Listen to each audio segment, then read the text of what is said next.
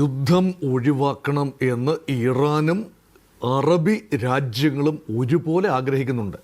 കാരണം മധ്യ പൗരസ്ത്യ പ്രദേശത്ത് കാര്യമായ നാശനഷ്ടങ്ങൾ ഉണ്ടാക്കാൻ സാധ്യതയുള്ള ഈ ബലാബലങ്ങൾ ആകെ മാറി മറിയാൻ സാധ്യതയുള്ള ഒരു മഹായുദ്ധത്തിലേക്ക് ആ പ്രദേശം പോകും. മാത്രമല്ല അവിടുത്തെ ഏറ്റവും വലിയ വിഭവം ഓയിലാണല്ലോ, ഹൈഡ്രോ കാർബൺ. ഈ ഹൈഡ്രോ കാർബൺ സമ്പുഷ്ടമായ ആ മേഖലയിലെ പെട്രോ ഡോളേഴ്സിൻ്റെ ഒഴുക്ക് അത് ഏത് രീതിയിലാണ് മുന്നോട്ട് പോകുന്നത് വലിയ ആശങ്കയാണ്. ഇന്ത്യ ഉൾപ്പെടെയുള്ള എണ്ണ പ്രതീക്ഷിക്കുന്ന രാജ്യങ്ങൾക്കും അത് വൻപൻ ആശങ്ക തന്നെയാണ്. അതുകൊണ്ട് ഒരു എസ്കലേഷൻ മോഡിലേക്ക് പോകാൻ ആഗ്രഹിക്കില്ല. ഇവിടെ അമേരിക്ക ഉദ്ദേശിക്കുന്ന ഒരു മോഡലുണ്ട്. കാരണം ഈ ലോകം ബലവാൻ്റെ ലോകമാണല്ലോ. ബലമുള്ളവൻ ബലപ്രയോഗം നടത്തിക്കൊണ്ടേയിരിക്കും. അത് ഒന്നുകിൽ ഒരു ഇമോഷണൽ ബ്ലാക്ക് മെയിലിങ്ങിലൂടെ, അല്ല എങ്കിൽ സൈനിക നീക്കത്തിലൂടെ, അല്ലെ ത്രെട്ട് ഓഫ് ഫോഴ്സിലൂടെ ഒക്കെ തന്നെ, അല്ലെങ്കിൽ സാമ്പത്തിക ഉപരോധത്തിലൂടെ ഒക്കെ തന്നെ ശക്തി കാണിച്ചുകൊണ്ടേയിരിക്കും. ഇവിടെ പൂർണ്ണമായി അമേരിക്കയ്ക്ക് വിധേയപ്പെട്ട് പെട്രോ ഡോളർ റെജിമെൻ്റെ ഭാഗമായി നിൽക്കുന്ന രാജ്യങ്ങളാണ് പ്രധാനമായി സൗദി അറേബ്യയും UAEയും കുവൈറ്റും അതുപോലെയുള്ള GCC രാജ്യങ്ങളെല്ലാം തന്നെ. ആ മാതൃകയിൽ നിന്നും വ്യത്യസ്തമായി വ്യതിരിക്തമായ ഒരു ക്രമം, അത് രാഷ്ട്രീയ ക്രമം, സാമൂഹിക ക്രമം, സാമ്പത്തിക ക്രമം എല്ലാം അഡോപ്റ്റ് ചെയ്യുന്ന വ്യത്യസ്ത ഒരു മോഡലാണ് ഇറാൻ. അതുകൊണ്ട് തന്നെ ലാർജർ സെൻസ് ആ വ്യത്യസ്ത മോഡലിനെ അവിടെ ഒരു പരിധി വരെ ശത്രുവായി തന്നെ നിലനിർത്തേണ്ടത് അമേരിക്കയുടെ ആവശ്യമാണ്. മിലിറ്ററി ഇൻഡസ്ട്രിയൽ കോംപ്ലക്സിൻ്റെ തഴച്ചു വളരുന്നതിന് ആവശ്യമാണത്. കാരണം അവിടെ മധ്യപൗരസ്ത്യ പ്രദേശത്ത് പൂർണ്ണമായ സമാധാനം ഉണ്ടായാൽ ഇറാൻ ഉൾപ്പെടെ ഒരു സൗദി മോഡലിലേക്ക് നീങ്ങുകയാണെങ്കിൽ, അമേരിക്ക പക്ഷപാതിത്വ രാജ്യമായി മാറുകയാണെങ്കിൽ, അങ്ങനെയൊന്നും ഉടനെ നടക്കില്ല, മാറുകയാണെങ്കിൽ അവിടെ ഒരു ശത്രുവിനെ ചൂണ്ടിക്കാണിക്കേണ്ടവരില്ല. ഇപ്പോൾ നോക്കൂ, 19 അമേരിക്കൻ സൈനിക താവളങ്ങളാണ് ചെറുതും വലുതുമായി മധ്യപൗരസ്ത്യ പ്രദേശത്തെ 5-8 രാജ്യങ്ങളിലായി ചിതറി നിൽക്കുന്നത്. അതിൽ തന്നെ 8 താവളങ്ങൾ വൻപൻ താവളങ്ങളാണ്. അതിൽ ഏറ്റവും പ്രധാനപ്പെട്ടത് അൽ ഉദൈദ് താവളമാണ്, വ്യോമ താവളം. അത് ഖത്തറിലാണ്. അവിടെയാണ് കഴിഞ്ഞ 6 മാസം മുമ്പ് ജൂൺ 2025 ഇറാൻ മിസൈലുകൾ പായിച്ചെന്ന് നാശനഷ്ടങ്ങൾ കുറേയൊക്കെ ഉണ്ടായതും അവിടെയാണ്.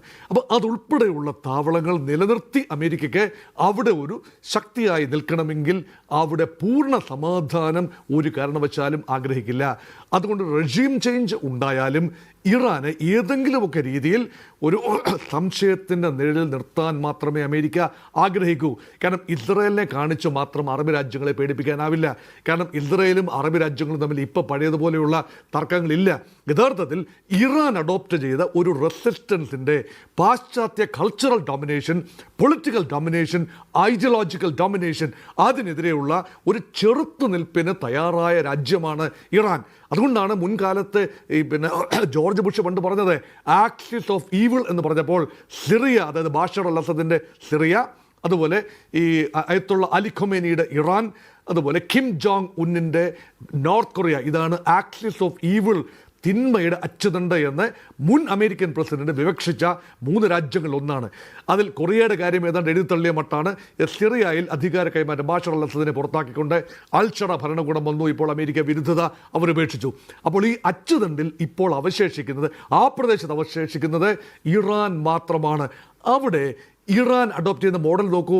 നേരത്തെ ഇവിടെ സൂചിപ്പിച്ചതുപോലെ ഇറാനിൽ എന്തുകൊണ്ട് ഇത്രയധികം പ്രതിഷേധങ്ങളുണ്ടായി, ഇറാൻ്റെ സമ്പദ് വ്യവസ്ഥ എന്തുകൊണ്ട് ഇത്രയും തകർന്നു, ഇത്രയധികം ഉപരോധം നേരിടേണ്ടി വന്നത് എന്തുകൊണ്ടാണ്?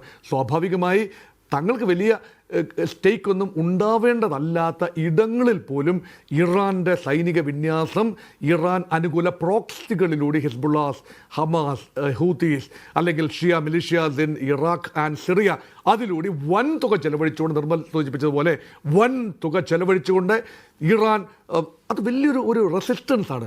ഇറാൻ ആത്മാർത്ഥമായിട്ട് ആഗ്രഹിച്ചു റഷ്യയുടെയും ചൈനയുടെയും പിന്തുണ ഉണ്ടാകും. അതുകൊണ്ട് ഒരു കൾച്ചറൽ, പൊളിറ്റിക്കൽ, എക്കണോമിക് ഇൻവേഷൻ ഒരു പരിധിയിൽ കൂടുതൽ ആ പ്രദേശത്തേക്ക് ഉണ്ടാവില്ല.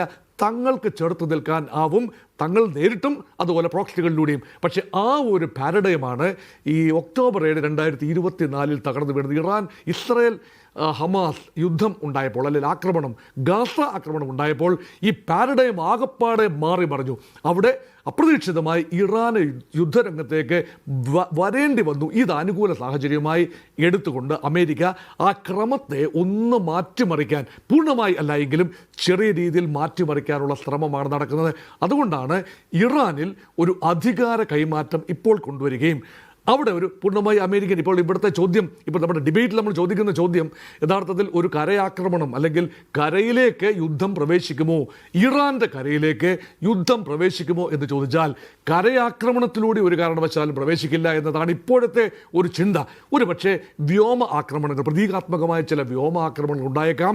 ഒരു റെജീം ചേഞ്ച് അമേരിക്കയ്ക്ക് ഹിതകരമാകുന്ന രീതിയിൽ പൂർണ്ണമായി അമേരിക്കയുടെ സൈനിക ആധിപത്യത്തിലായിരിക്കില്ല. ഒരിക്കൽ പോലും ഇറാനെ പോലെ രാജ്യത്തെ പൂർണ്ണ അമേരിക്കൻ സൈനിക ആധിപത്യം ഇറാനിലെ 1979 ഇസ്ലാമിക വിപ്ലവവും അതിനുശേഷമുണ്ടായിട്ടുള്ള ഭരണകൂട രൂപവും ഈ കൈക്ക് വീഴുമോ എന്നാണ് എല്ലാവരും ഉറ്റുനോക്കുന്നത്. പക്ഷേ അതിൻ്റെ ഒരു തിരയടക്കം നമ്മളിപ്പോൾ കാണുന്നുണ്ട്. ഒരു യുദ്ധത്തിൻ്റെ പോയിന്റിലേക്കൊന്നും അത് പോകുന്നില്ല എന്ന്.